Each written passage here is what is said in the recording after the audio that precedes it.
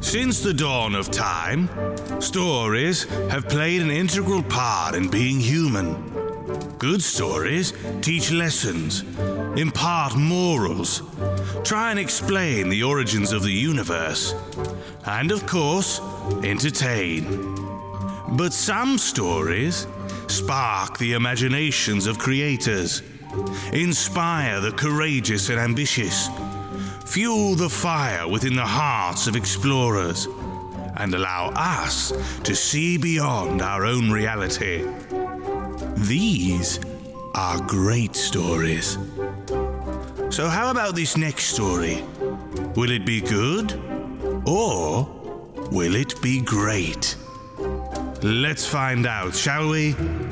Now, suspend your disbelief, broaden your mind, ignite your imagination, and let me tell you a story.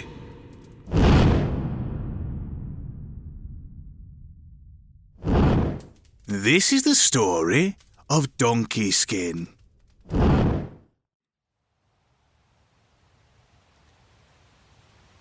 There was once upon a time a king who was so much beloved by his subjects that he thought himself the happiest monarch in the whole world, and he had everything his heart could desire. His palace was filled with the rarest of curiosities, and his gardens with the sweetest flowers, while in the marble stalls of his stables stood a row of milk-white Arabs with big brown eyes. Strangers who had heard of the marvels which the king had collected and made long journeys to see them were, however, surprised to find the most splendid stall of all occupied by a donkey, with particularly large and drooping ears. It was a very fine donkey, but still, as far as they could tell, nothing so very remarkable as to account for the care with which it was lodged. And they went away wondering, for they could not know that every night, when it was asleep, bushels of gold pieces tumbled out of its ears, which were picked up each morning by the attendants. After many years of prosperity, a sudden blow fell upon the king in the death of his wife, whom he loved dearly. But before she died, the queen, who had always thought first of his happiness, gathered all her strength and said to him, "Promise me one thing. You must marry again.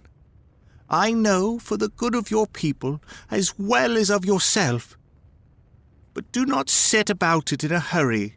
Wait until you have found a woman more beautiful and better formed than myself." "Oh, do not speak of marrying to me," sobbed the king. "Rather let me die with you." But the queen only smiled faintly and turned over on her pillow and died. For some months the king's grief was great. Then gradually he began to forget a little. And, besides, his counselors were always urging him to seek another wife. At first he refused to listen to them, but by and by he allowed himself to be persuaded to think of it, only stipulating that the bride should be more beautiful and more attractive than the late queen, according to the promise he had made her. Overjoyed at having obtained what they wanted, the counselors sent envoys far and wide to get portraits of all the most famous beauties of every country. The artists were very busy and did their best, but, alas, nobody could even pretend that any of the ladies could compare for a moment with the late queen.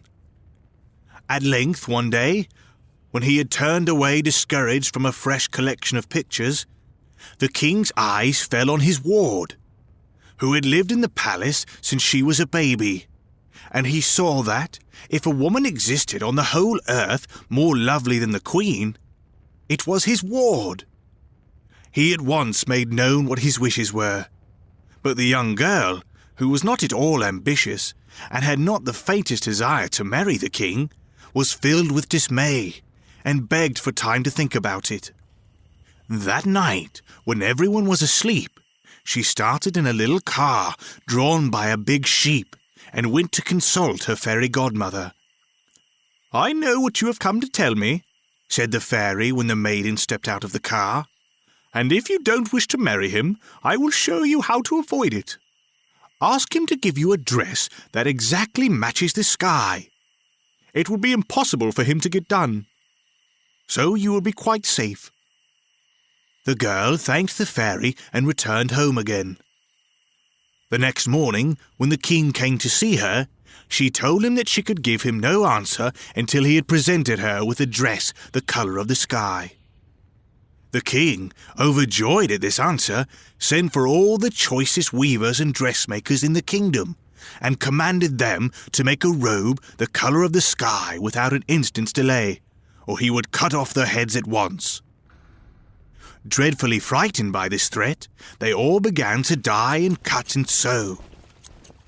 And in 2 days they brought back the dress, which looked as if it had been cut straight out of the heavens. The poor girl was thunderstruck and did not know what to do. So, in the night, she harnessed her sheep again and went in search of her godmother. "The king is cleverer than I thought," said the fairy, "but tell him you must have a dress of moonbeams." And the next day, when the king summoned her into his presence, the girl told him what she wanted. "Madam, I can refuse you nothing," said he, and he ordered the dress to be ready in 24 hours, or every man should be hanged. They set to work with all their might, and by dawn next day the dress of moonbeams was laid across her bed. The girl, though she could not help admiring its beauty, began to cry, till the fairy, who heard her, came to help. "Well, I could not have believed it of him," said she, "but ask for a dress of sunshine, and I shall be surprised indeed if he manages that." The goddaughter did not feel much faith in the fairy after her 2 previous failures, but not knowing what else to do, she told the king what was bid. The king made no difficulties about it, and even gave his finest rubies and diamonds to ornament the dress, which was so dazzling when finished that it could not be looked upon save through smoked glass. When the princess saw it, she pretended that the sight hurt her eyes and retired to her room, where she found the fairy waiting for her, very much ashamed of herself. "There is only one thing to be done now," cried she. "You must demand the skin of the donkey he sets such store by. It is from that donkey he obtains all his vast riches, and I am sure he will never give it to you." The princess was not so certain, however. She went to the king and told him she could never marry him till he had given her the donkey's skin. The king was both astonished and grieved at this new request, but did not hesitate an instant. The donkey was sacrificed, and the skin laid at the feet of the princess. The poor girl, seeing no escape from the fate she dreaded, wept afresh and tore her hair, when suddenly the fairy stood before her. "Take heart," said she, "all will go well. Wrap yourself in this skin and leave the palace and go as far as you can. I will look after you. Your dresses and your jewels shall follow you underground, and if you strike the earth wherever you need anything, you will have it at once. But go quickly, you have no time to lose." So the princess clothed herself in the donkey's skin and slipped from the palace without being seen by anyone. Directly she was missed there with a great hue and cry, and every corner, possible and impossible, was searched.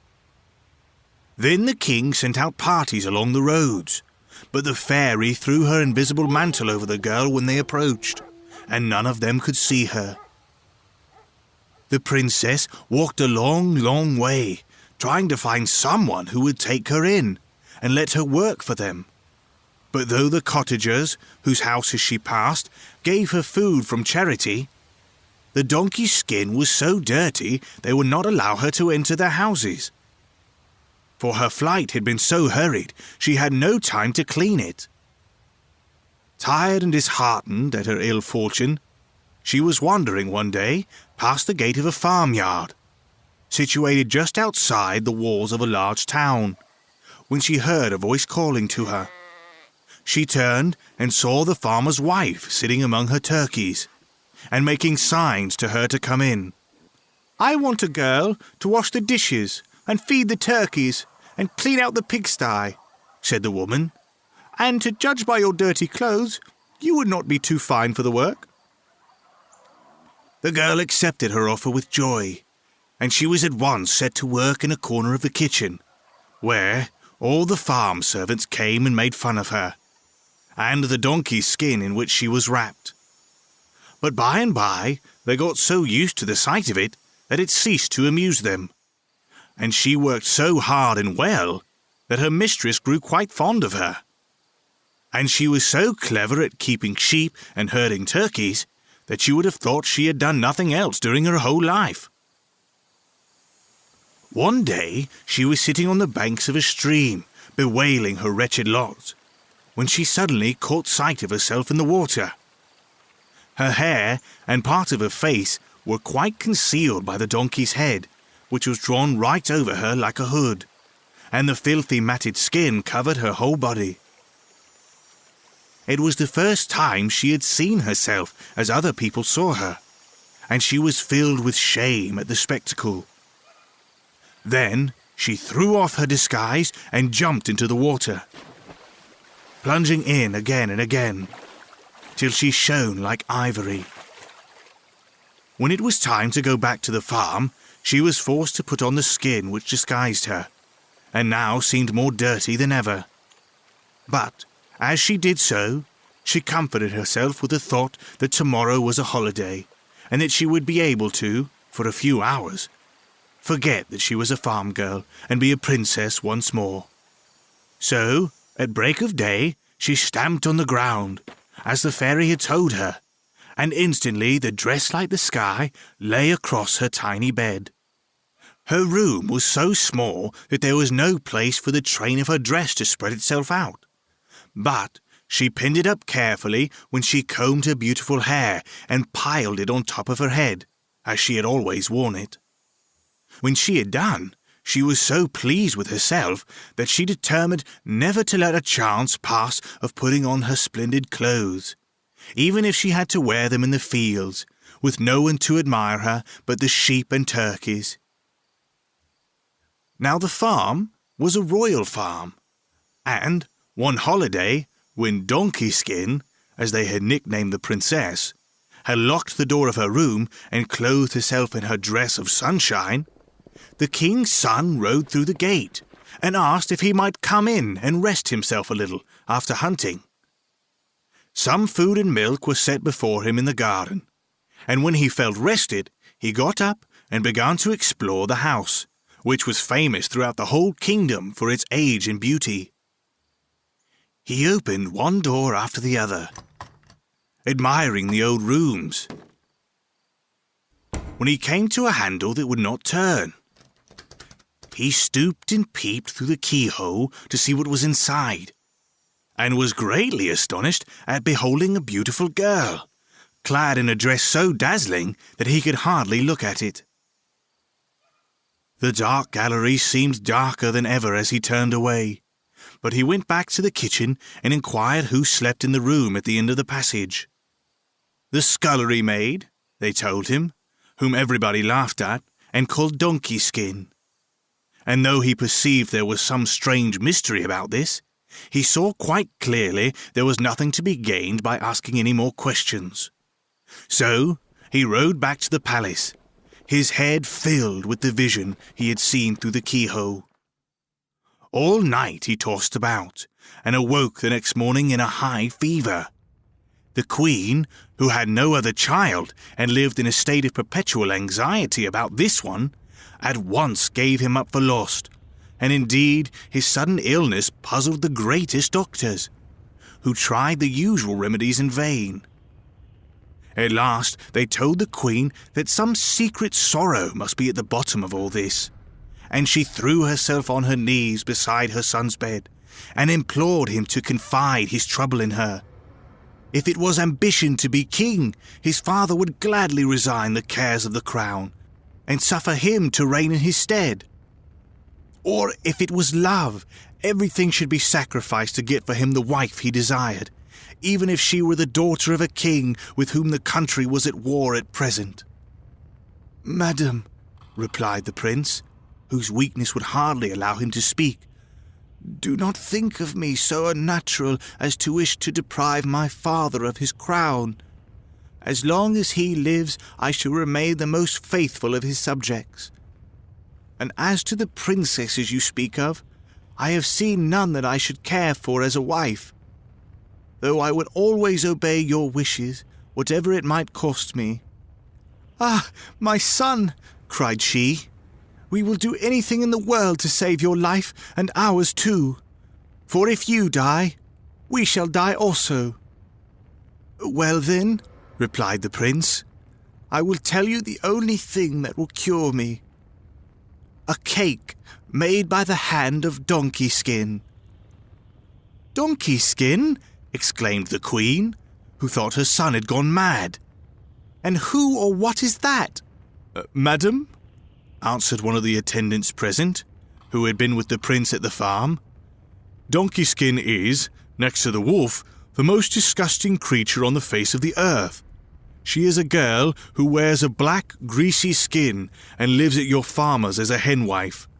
"Never mind," said the queen. "My son seems to have eaten some of her pastry. It is the whim of a sick man, no doubt. But send at once and let her bake a cake." The attendant bowed and ordered a page to ride with the message. Now it is by no means certain that Donkey Skin had not caught a glimpse of the prince, either when his eyes looked through the keyhole or else from her little window, which was over the road.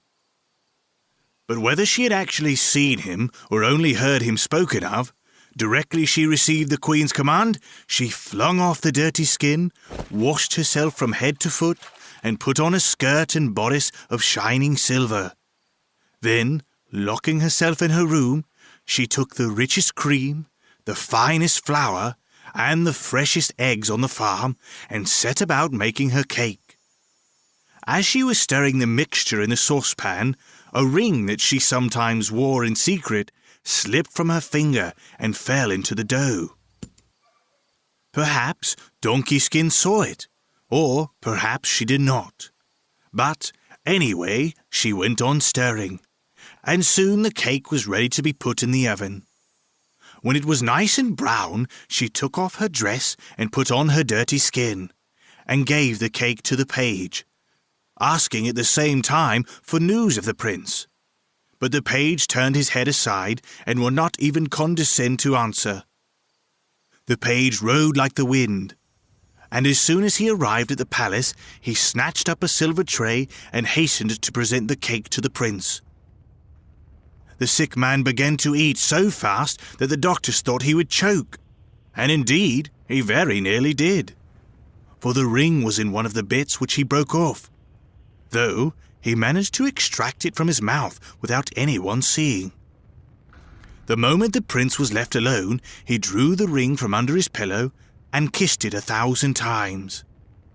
Then he set his mind to find how he was to see the owner, for even he did not dare to confess that he had only beheld Donkey Skin through a keyhole, lest they should laugh at this sudden passion. All this worry brought back the fever, which the arrival of the cake had diminished for the time, and the doctors, not knowing what else to say, informed the queen that her son was simply dying of love. The queen, stricken with horror, rushed into the king's presence with the news, and together they hastened to their son's bedside. "My boy, my dear boy," cried the king, "who is it you want to marry? We will give her to you for a bride, even if she is the humblest of our slaves. What is there in the whole world we would not do for you?" The prince, moved to tears at these words, drew the ring, which was an emerald of the purest water, from under his pillow. "Ah, dear father and mother, let this be a proof that she whom I love is no peasant girl. The finger which this ring fits has never been thickened by hard work. But be her condition what it may, I will marry no other." The king and queen examined the tiny ring very closely, and agreed with their son that the wearer could be no mere farm girl. Then the king went out and ordered heralds and trumpeters to go through the town, summoning every maiden to the palace, and she whom the ring fitted would some day be queen. First came all the princesses, then all the duchess's daughters, and so on in proper order. But not one of them could slip the ring over the tip of her finger, to the great joy of the prince, whom excitement was fast curing. At last, when the high-born damsels had failed, the shop-girls and chambermaids took their turn, but with no better fortune. "Call in the scullions and shepherdesses," commanded the prince. But the sight of their fat, redded fingers satisfied everybody. "There is not a woman left, your highness," said the chamberlain. But the prince waved him aside. "Have you sent for Donkey Skin, who made me the cake?" asked he, and the courtiers began to laugh, and replied they would not have dared to introduce so dirty a creature into the palace. "Let someone go for her at once," ordered the king. "I commanded the presence of every maiden, high or low, and I meant it." The princess had heard the trumpets and the proclamations, and knew quite well that her ring was at the bottom of it all. She too had fallen in love with the prince in the brief glimpse she had had of him, and trembled with fear lest someone else's finger might be as small as her own. When, therefore, the messenger from the palace rode up to the gate, she was nearly beside herself with delight, hoping all the time for such a summons. She had dressed herself with great care, putting on the garment of moonlight, whose skirt was scattered over with emeralds. But when they began calling her to come down, she hastily covered herself with her donkey skin, and announced she was ready to present herself before his highness. She was taken straight into the hall, where the prince was awaiting her. But at the sight of the donkey skin, his heart sank. Had he been mistaken after all? "Are you the girl?" he said, turning his eyes away as he spoke. "Are you the girl who has a room in the furthest corner of the inner court of the farmhouse?" "Yes, my lord, I am," answered she. "Hold out your hand, then," continued the prince, feeling that he must keep his word, whatever the cost. And, to the astonishment of everyone present, a little hand, white and delicate, came from beneath the black and dirty skin. The ring slipped on with the utmost ease, and, as it did so, the skin fell to the ground, disclosing a figure of such beauty that the prince, weak as he was, fell on his knees before her, while the king and queen joined their prayers to his. Indeed, their welcome was so warm, and their caresses so bewildering, that the princess hardly knew how to find words to reply, when the ceiling of the hall opened, and the fairy godmother appeared, seated in a car made entirely of white lilac. In a few words she explained the history of the princess, and how she came to be there, and, without losing a moment, preparations of the most magnificent kind were made for the wedding. The kings of every country in the earth were invited, including, of course, the king of who the princess was once his ward, who by this time had married a widow, and not one refused. But what a strange assembly it was! Each monarch travelled in the way he thought most impressive, and some came borne in litters. Others had carriages of every shape and kind, while the rest were mounted on elephants, tigers, and even upon eagles. So splendid a wedding had never been seen before. And when it was over, the king announced that it was to be followed by a coronation, for he and the queen were tired of reigning, and the young couple must take their place. The rejoicings lasted for 3 whole months.